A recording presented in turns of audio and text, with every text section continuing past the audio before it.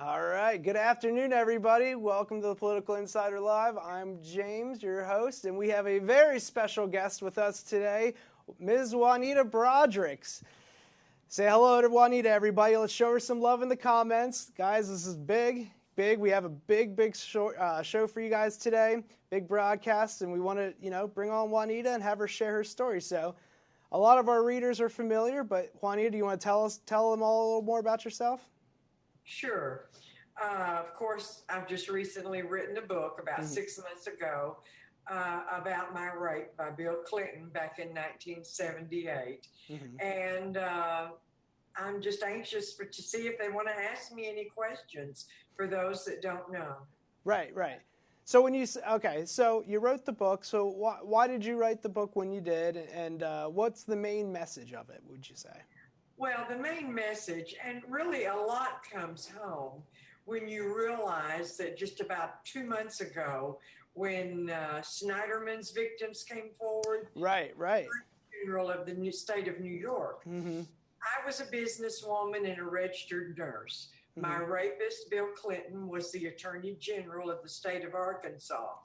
And it really hit home to me when these victims of Snyderman said, what do you do when your abuser is the highest law enforcement official in the state? Yeah. I thought, my God, that's exactly where I was 40 years ago. Yeah, I never thought about that parallel. That's right. Schneiderman got busted. He was a huge liberal icon. Everyone painted him as this big enemy of Trump and a big defender of women. And then we learned about all his weird, nasty exploits. So. Yeah, exactly. And people will continually say, well, she didn't come forward. She didn't say anything about it when it happened. I was scared to death. Yeah. And also, Bill Clinton was the Attorney General of the state of Arkansas. I owned nursing homes, and he regulated my businesses. It was a no-win situation for me back then. Yeah, no, definitely. We hear you. So how did you come to know Bill? Like, how did you come to know Bill Clinton? I mean, obviously, the cover of your book, there's a picture of you guys younger, and yeah, how did that actually happen? How did you get within his vicinity? Well, back in 1978, I had been in business for about 3 years. And one of my friends told me that they were going to a Bill Clinton for Governor Volunteers meeting, and would I like to go? And I'd seen his commercials on TV, and they were so good. And everybody was excited about Bill Clinton being governor and being able to vote for him. So I went to the meeting, and I became involved in his campaign. After my office hours, I would go around and put up campaign signs and hand out information. And about 30 days after I'd been working in the campaign, his state office called and asked if he could come by my nursing home when he was in the area on a campaign tour. Okay, and we were so excited. We couldn't hardly wait. Right. Yeah, until he got there.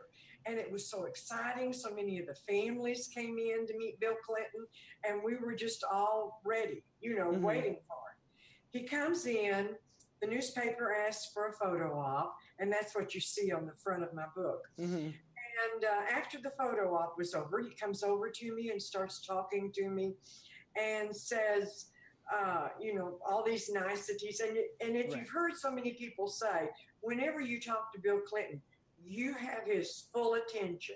The perfect politician. Yeah, he never loses eye contact. And so I was experiencing this, and I thought, I need to tell this man who may be governor about the dire problems that we're having with the nursing home reimbursement. And I began to tell him about it. And he sort of stopped me, and he said, are you ever in Little Rock? I said, yeah, I'll be there in about 3 weeks at a nursing home seminar. And he said, well, try to see me while you're there and bring me this information that you're talking about. And I just couldn't believe it. I was so excited. So 3 weeks later, my nurse and I leave for Little Rock after work. And when we arrive in Little Rock, the very next morning, we get up, we call his campaign office, and the young lady answers the phone and says, he's not here today, but would you call this number? And she acted like she knew who I was when I told her my name and was expecting my call. That surprised me. I call him and I say, would it be possible for me to run over to your office at noon when I have an hour break from the seminar and bring this information? And he said, I'm not going to be at the office today. He said, can I just come to your hotel now? And it sort of took me back a little. And he said, yeah, that's what's strange. I said, yes, that would be great. And so he said, okay, I'll call you when I get to the coffee shop and we'll meet down there. And so I turned to Norma and I said, you go on to the meeting and sign us in. And when I'm through in the coffee shop, I'll be right on to the meeting. So I wait in the room for the call. And in a few minutes, the phone rings and it's Bill Clinton. And he says, it's just so crowded down here and there's reporters. Could we just talk about this and have coffee in your room? Wow. And I can remember being a little bit apprehensive, but it was so important that I talked to him. It was just really important. And he was the Attorney General of the state. I mean, I didn't fear it. I was a little uneasy. I'd never been alone in a hotel room with a man I didn't know. And so I told him, yes, I'd order coffee to the room. Well, in a little while, after the coffee comes, I mean, it's probably 20 minutes. And, I thought about this afterwards. I'm wondering if he waited out somewhere until the room service left with the coffee so he wouldn't be seen. So in comes the coffee, and about 60 seconds later, I hear the knock on the door. And I open the door, and this should have been a tip-off right immediately. He stands in a dark hallway with his sunglasses on. Wow. It was very strange to me. So I ushered him on in, over to the table where I had the coffee poured. Was going to pour the coffee. Yeah. And he comes in, and he takes off his suit coat, lays it over the chair, and then begins to talk about something he sees down on the river. My room pointed toward the Arkansas River and buildings and everything down there. And he says, come here a minute and look at this little building down there. So I walk around to where he is, and he begins to tell me that it's an old 1800 jailhouse that when he becomes governor, he wants to restore. Well, I should never have walked around that table. I should have leaned over from where I was and looked down at that building. I don't know. Who knows on looking back at horrible things like this. And I don't go into the rape. It's just too difficult to handle. Things went from bad to worse. He started trying to kiss me. I kept saying no. And then when he shoved me back on the bed, I began to scream. That's when he bit my lip. And if I ever screamed, when I screamed or became very loud, anytime thereafter, that's when he would bite my top lip. Wow. And it was the most, I can't even hardly tell you, remembering back, even though it's been 40 years, it's painful to think about it. Yeah, I can imagine. I can't imagine, actually. It's horrible. It's just horrible. Yeah. After the rape was over, and I try to gather myself, pull my torn clothes, the sheet up around my torn clothes as I sit up on the side of the bed, and I am having this gut cry. And this man looks at me, and it's a cross between confusion and bewilderment and frustration too. And he looks at me, and I've just come out with this statement that I also put in my book, and he says to me, very, very sort of harshly, he says, don't worry, I'm sterile. I had mumps when I was a child. And I thought, my God, what? Why are you telling me that? You just raped me. Yeah. And I'm still crying.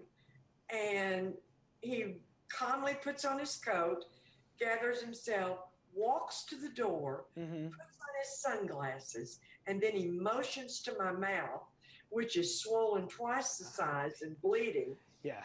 Says, you'd better put some ice on that. And that's where the title of the book comes from. Cold, walked out the door. Wow. Unbelievable. Unbelievable.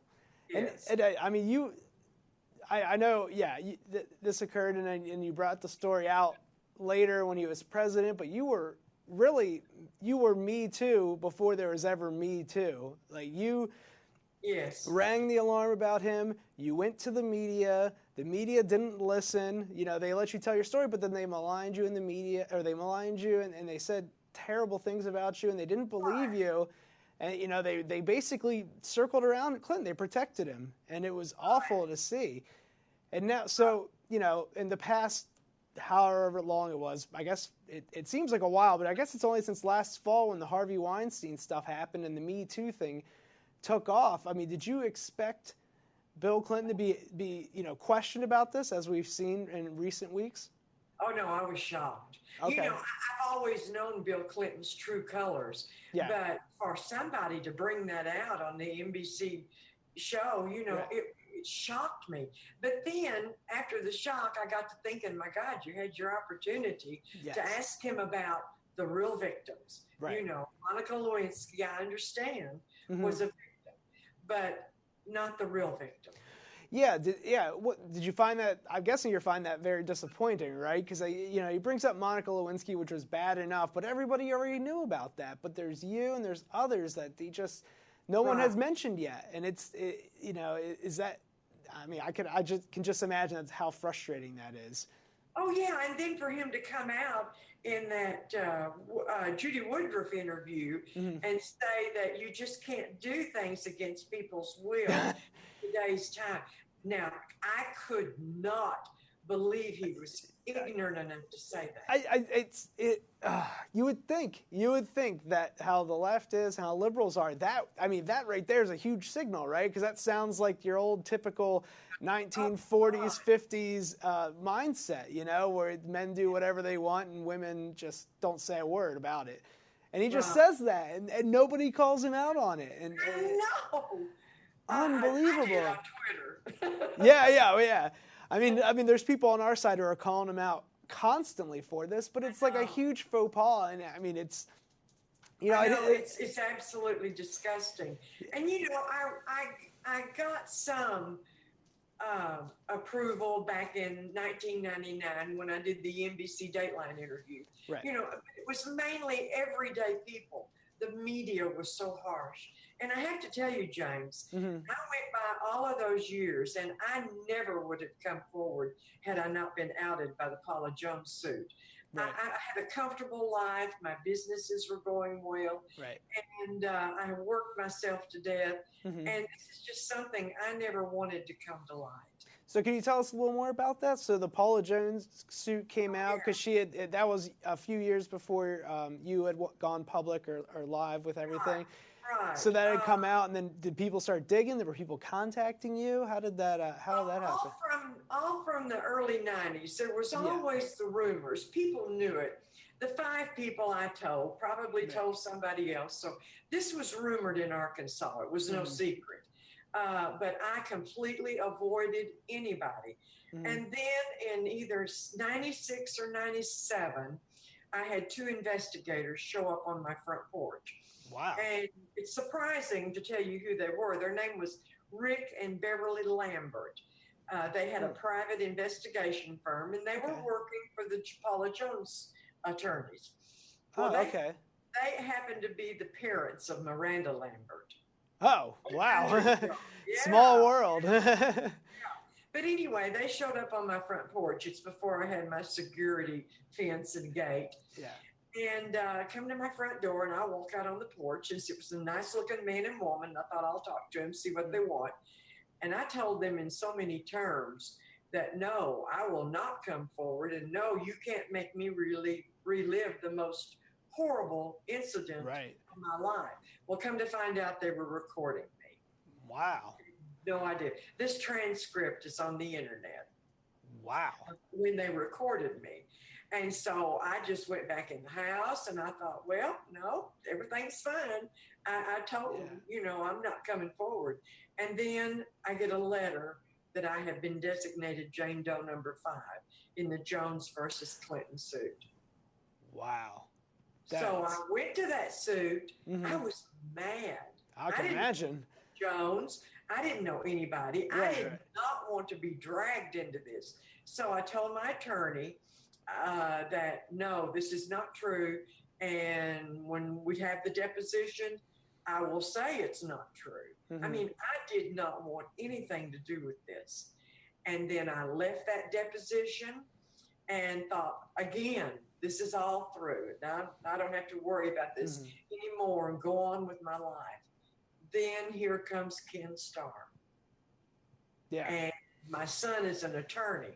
Okay. And he called me and he said, Mom, the attorney got a letter from Ken Starr. You're going to be deposed. And I said, oh, I'm going to say the same thing. He said, I'm coming over to talk to you. Yeah. This was the attorney in him. Right. Yeah. Yeah. In my kitchen, I'll never forget it. And showed me the letter and said, this is serious. He said, what happened with Paula Jones was a civil lawsuit. He said, this is federal. This is serious. Okay, it's time to tell the truth. He had known for years since he was a teenager. Sure. What happened to me, probably he was 19. And he said, it's time. It's time to come clean. So that's what I did with Ken Starr's people. Right. And what angers me is that so many people say Ken Starr found her unbelievable and thought she had lied. Right.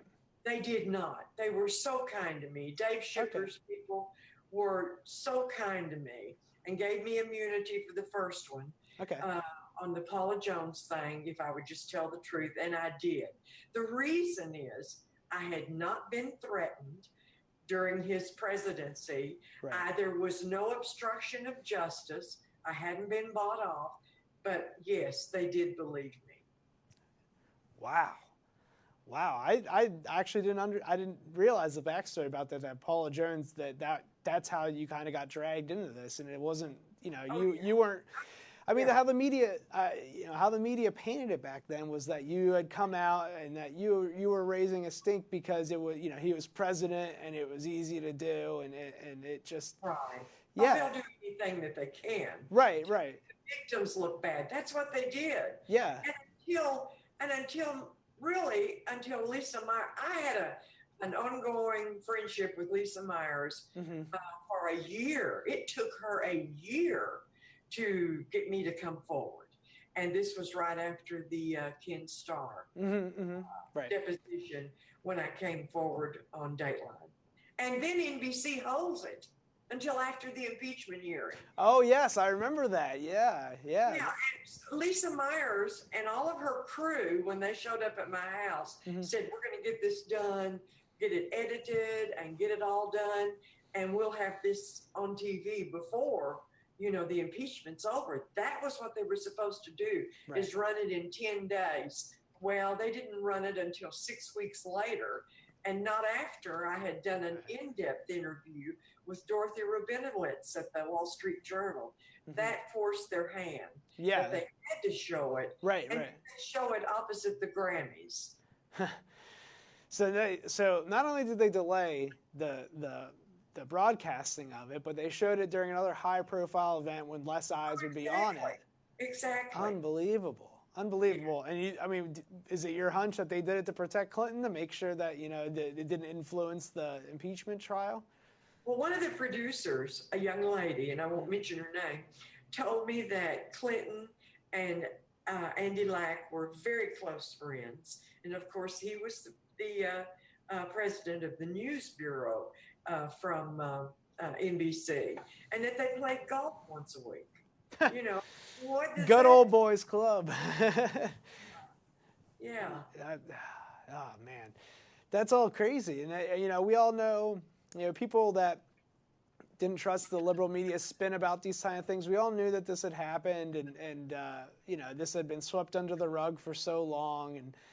And after this happened, Hillary starts to rise politically, becomes senator, runs for president a few times. Has she ever acknowledged you? Has she ever said anything to you? Have you ever had anything at all communication-wise to do with the Clinton camp since then? Or just all stonewall and silence. So I don't know if you know about when she threatened me 3 weeks after the rape. No, you could, no, please. Okay, that's in my book too. Okay, great. About 3 weeks after the rape, well, prior to the rape, I was involved in the campaign. Mm-hmm. And I had arranged for a fundraiser at my friend's home, Buddy Criswell and Betty Criswell.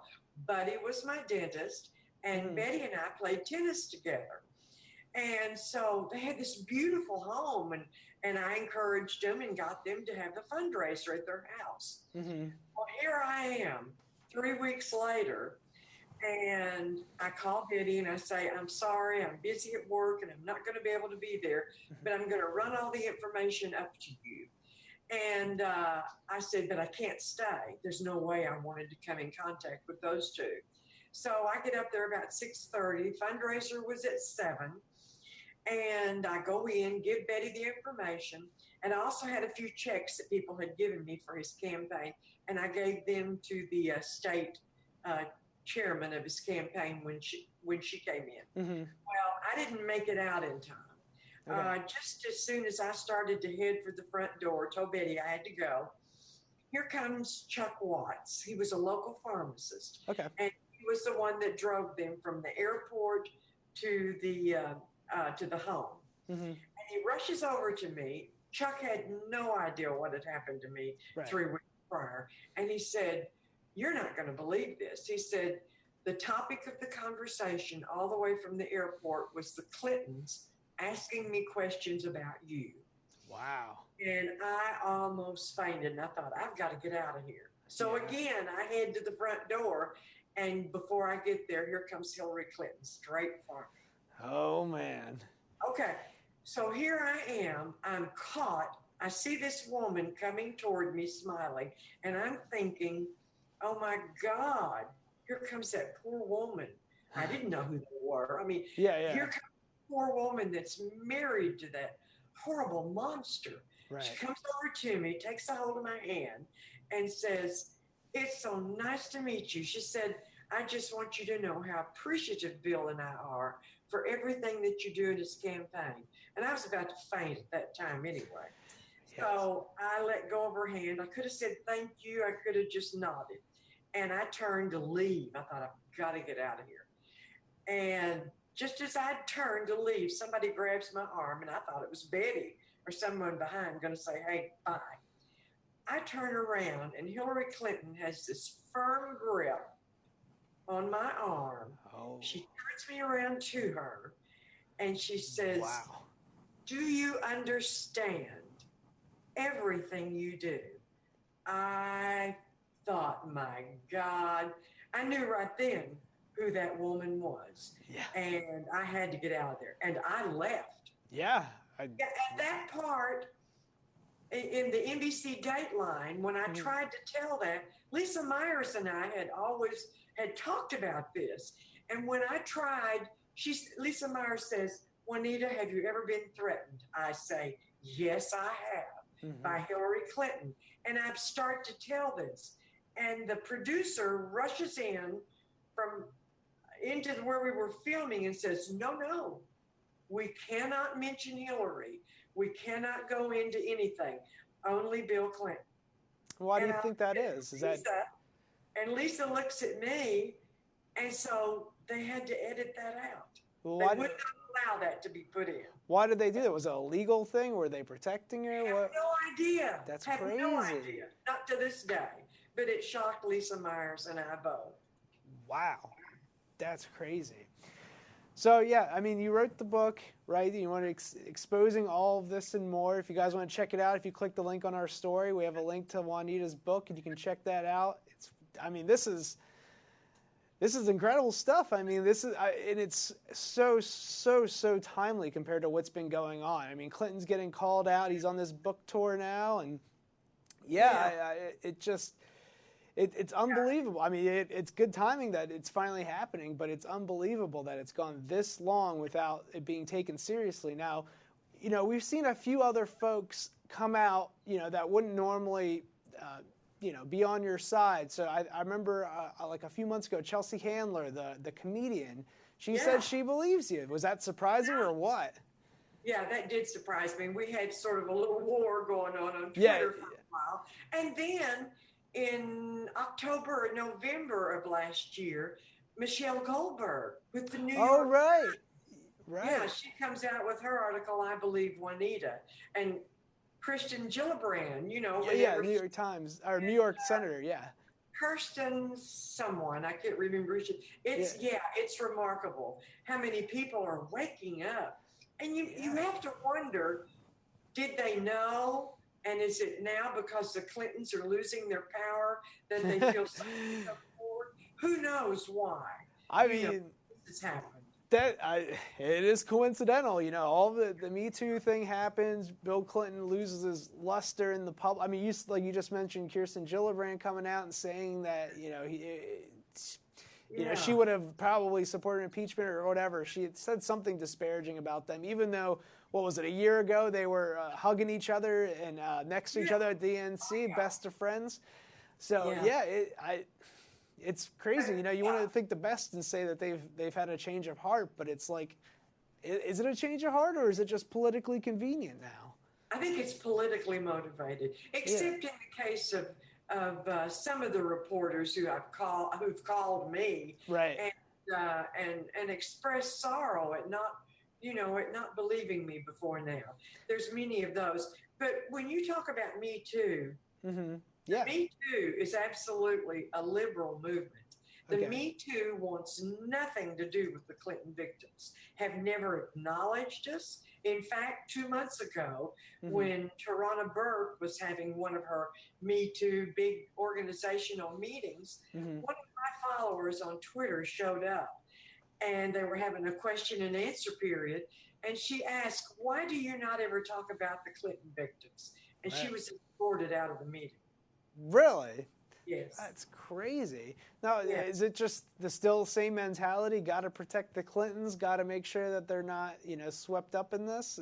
You think that's? I don't know, but it's terribly disappointing that they don't ever include us. Yeah, that is sad. I mean, you see so many of these big names going down, like Kevin Spacey and even Bill Cosby. Of all these Bill Cosby. Yeah, of all these people.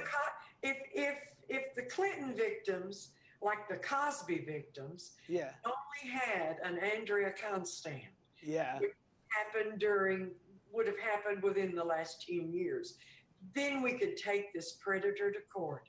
But we don't have any. If anybody out there is a victim of Bill Clinton in the last 10 years, for God's sake, come forward.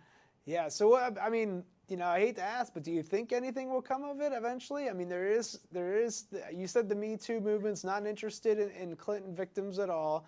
They don't care. They're not reaching out to you guys. I mean, do you think we'll ever see any kind of accountability for what he did? I mean, this would be the time to strike now, right?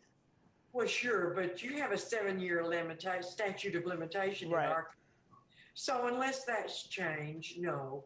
I can't really see, unless there's a recent victim, that we could all go and testify in favor for. Yeah.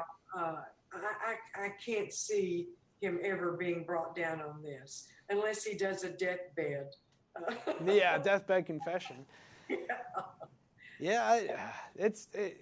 It's very frustrating. You see him getting called out, and it's just for Monica Lewinsky, and it's just such a shame that the victims like you and Paula Jones and other women aren't mentioned at all. It's just kind of like looked over and ignored, and then everyone looks at Lewinsky, and it's just very, very frustrating. So, I mean,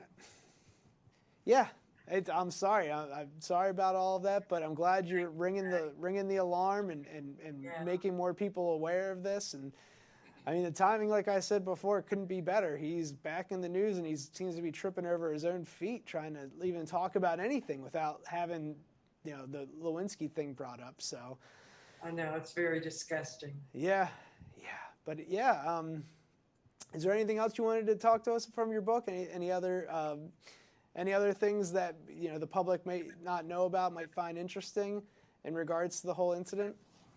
No, I really can't. Okay, that's okay. No, I mean it's up to you. Anything you want to talk about from the book? Yeah. Okay. Yeah. Okay. Great.